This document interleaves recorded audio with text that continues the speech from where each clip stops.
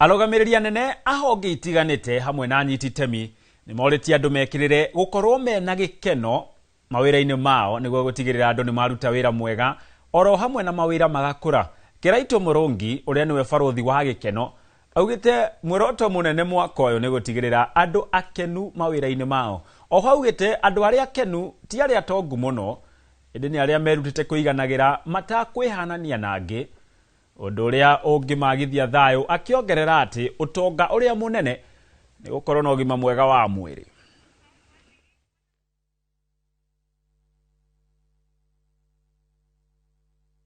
But even when money is not scarce, it is a major source of stress and unhappiness because money can never be enough.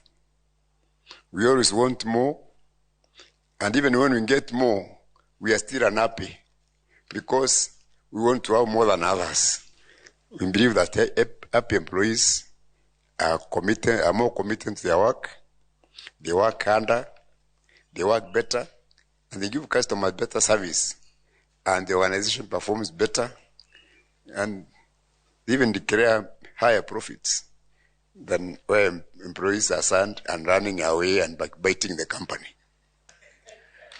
And we have silent personal struggles.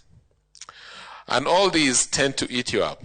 And you don't realize that the critical part about your existence is your health. Leadership today is not about control.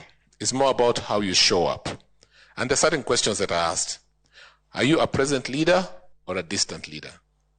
Do you lead with authority or empathy? Do people fear you or trust you?